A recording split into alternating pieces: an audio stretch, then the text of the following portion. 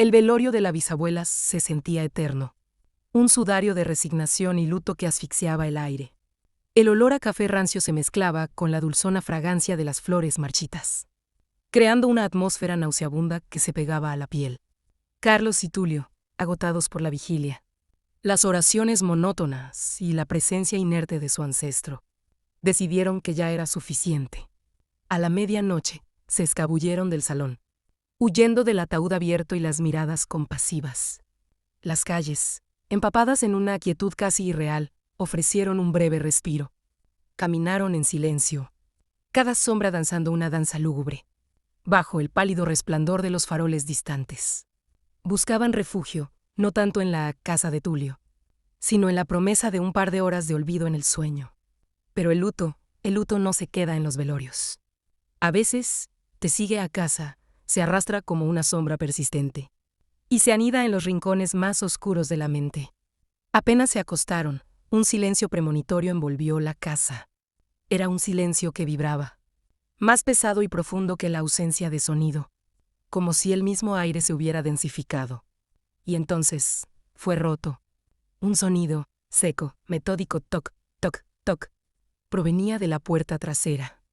Esa vieja puerta de 2 hojas pesadas, asegurada con una tranca de madera maciza que ellos mismos habían puesto.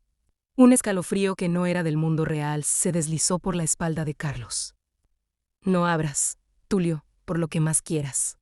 No abras», susurró, su voz apenas un hilo. Cada palabra una súplica contra un peligro que no podía nombrar.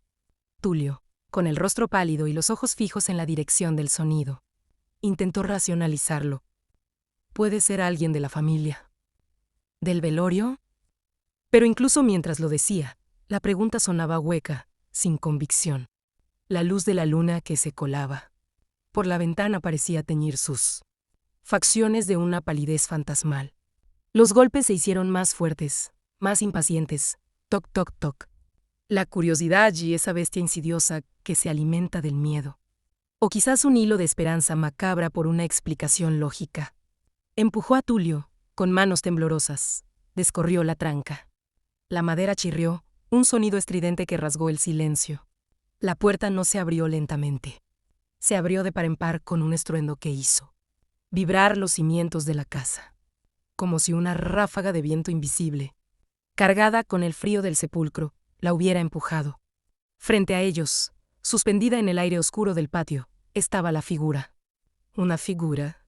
Vestía una bata blanca que ondeaba suavemente sin que hubiera brisa alguna. Un movimiento etéreo que desafiaba toda lógica.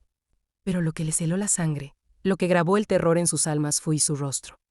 O la ausencia de él, donde debía de haber un rostro.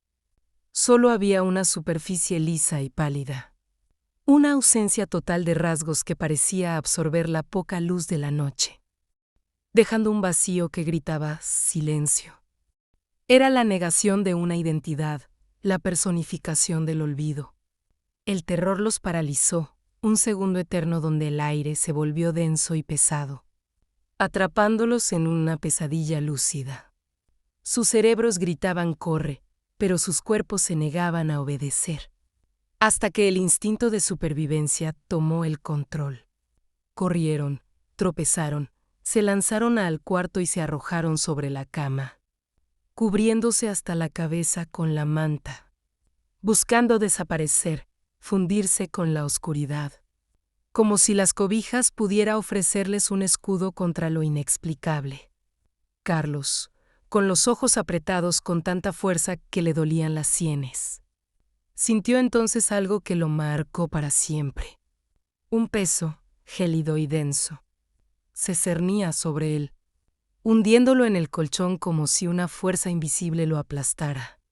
Era un frío que calaba los huesos. Una presencia tan palpable que casi podía sentir el vacío del rostro sobre el suyo. El peso se desplazó lentamente, milímetro a milímetro, arrastrándose sobre su cuerpo, oprimiéndolo con una fuerza abrumadora. Finalmente, ese peso cayó con toda su carga sobrenatural sobre Tulio. Lo que sucedió después fue un grito que rompió el silencio. Gritus purus, desgarradores, que despertaron a los vecinos y rasgaron el velo de la noche, pero no pudieron borrar lo que Tulio vio, lo que Tulio sintió. Desde esa noche, Tulio dejó de ser el mismo.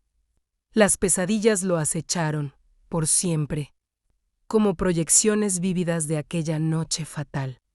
Las crisis de pánico se volvieron su sombra y la realidad, para él, se volvió una fina capa sobre un abismo de terror. Los médicos hablaban de estrés postraumático, de disociación, pero Carlos sabía que era más profundo. Aquella mujer sin rostro, aquella personificación del luto, le había dejado una parte de la muerte grabada en el alma, un eco perpetuo de lo inexplicable que lo perseguiría para siempre.